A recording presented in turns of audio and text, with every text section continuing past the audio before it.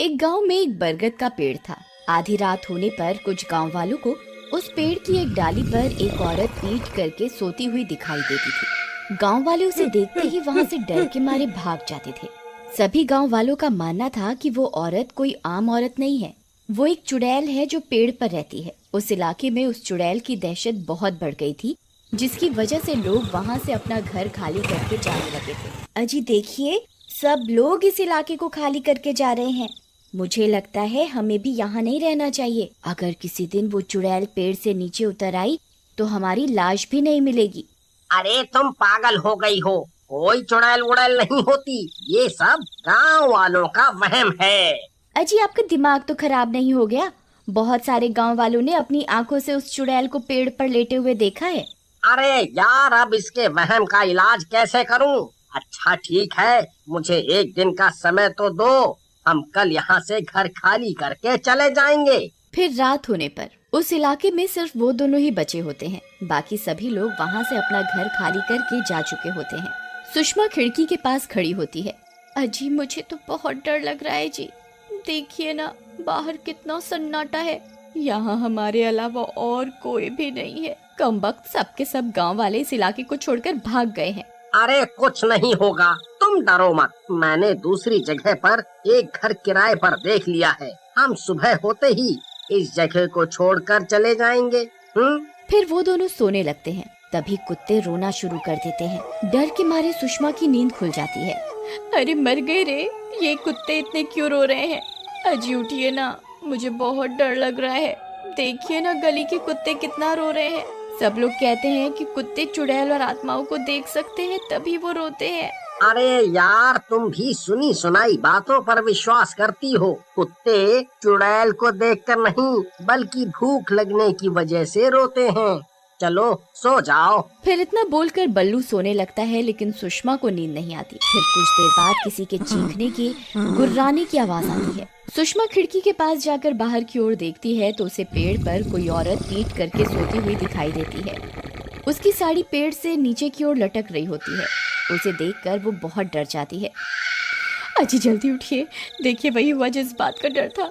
देखिए वो चुड़ैल पेड़ पर कैसे लेटी है।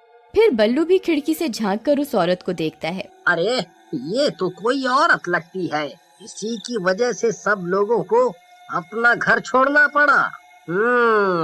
मैं अभी जाकर इसकी खबर लेता हूँ। अजी आपका दिमाग खराब तो नहीं हो गया है जो खुद मौत के मुंह में जाना चाहते हो? अरे कुछ नहीं होगा, ये सिर्फ एक औरत है जो सब गांव वालों को डरा रही है। मैं अभी इसे सबक सिखाता हूँ। फिर बल्लू गुस्से में घर से बाहर निकल जाता है और सीधा उस पेड़ के पास पहुंच जाता है। वहां उसे वो औरत दिखाई देती है। उसकी पीठ होने की वजह से बल्लू उसका चेहरा नहीं देख पाता। कौन है तू, और तू इस पेड़ पर क्या कर रही है?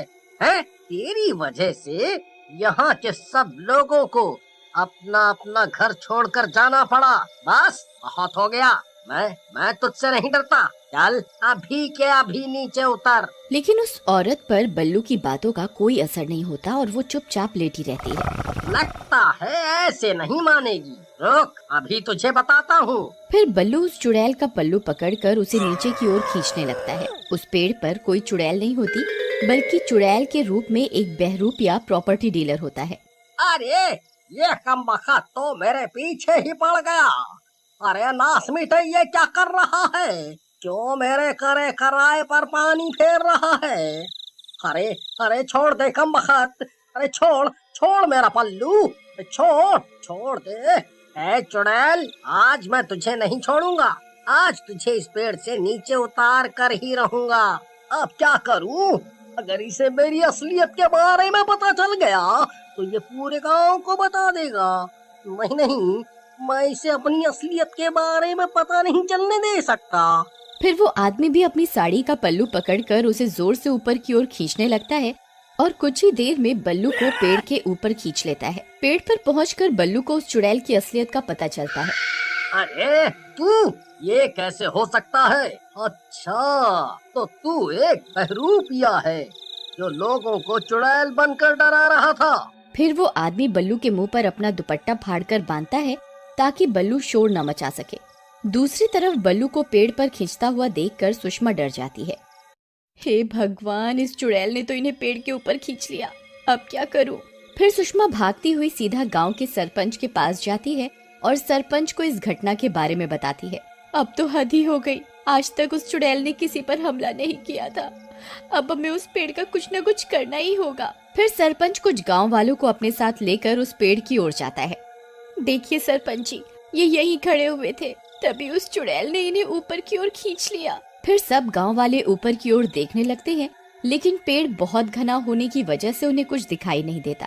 वहीं ऊपर पेड़ में वो बहरूपिया छुपा हुआ बैठा होता है। उसने बल्लू को पेड़ से बांध रखा होता है। बल्लू चिल्लाने की बहुत कोशिश करता है, लेकिन मुंह पर कपड़ा बंधा होने की वजह से वो किसी को उसकी असलियत नहीं बता पाता। कमबख्त, देख तेरी वजह से क्या हो गया। आज तक डर के मारे कोई भी गांव वाला यहाँ आने की हिम्मत नहीं करता है। मेरी तरकीब सही काम कर रही थी। सब गांव वाले ये इलाका छोड़कर जा रहे थे और मैं इन सब की जमीनों को औने पौने दामों में खरीद सकता था, लेकिन तूने सब चौपट कर दिया। अब चुपचाप कहीं बैठा रह, नहीं तो तेरी गर्दन काट कर नीचे फेंक दूंगा। मुझे कुछ ना कुछ करना होगा ताकि ये गांव वाले यहाँ से भाग जाएं। फिर वो बहरूपिया स्पीकर में चुड़ैल की डरावनी आवाजें बजाने लगता है।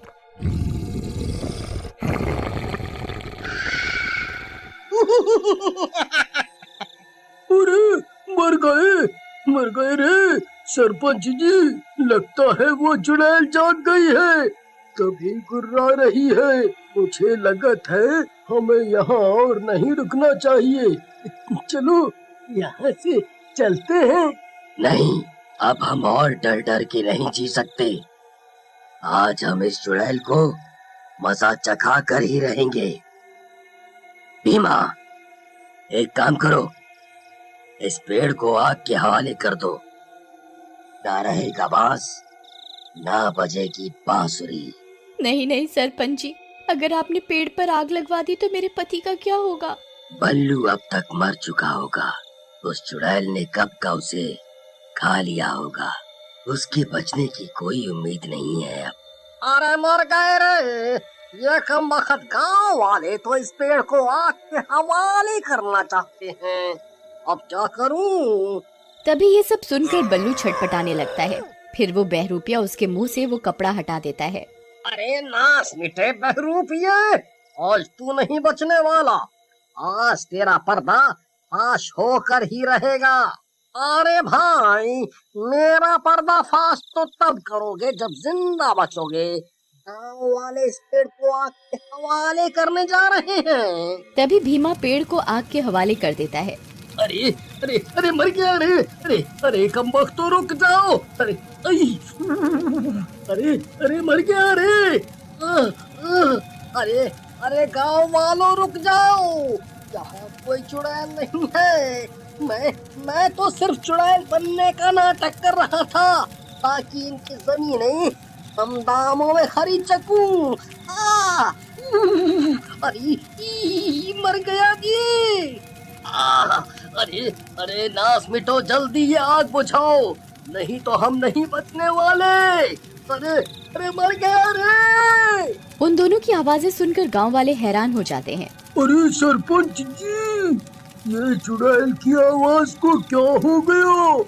ये अचानक से मर्द की आवाज कैसे निकालने लग गई है?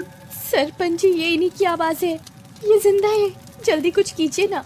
भीमा, यहाँ जरूर कुछ गड़बड़ है, जल्दी से इस आग को बुझाओ, हमें इस आग को रोकना होगा।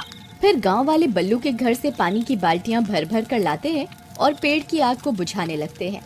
कुछ ही देर में वो आग पर काबू पा लेते हैं। फिर बल्लू और वो बहरूपिया पेड़ से नीचे की ओर कूद जाते हैं और बहरूपिया को चुड़ैल के रूप में देखकर सब हैरान रह जाते हैं। अरे ये तो इसी गांव का प्रॉपर्टी डीलर मनोज है। ओए कमबख्त, तू इस पेड़ पर चुड़ैल बनकर क्यों रह रहा था? बोल। गाँव वालों, मुझे माफ कर दो, मैं लालच में आ गया था और यहाँ के लोगों को चुड़ैल का डर दिखाकर उनकी जमीनों को कम दामों में खरीदना चाहता था। मुझे मुझे माफ कर दो। फिर सरपंच उसे पुलिस के हवाले कर देता है और सब गांव वाले वापस अपने अपने घरों की ओर लौट आते हैं।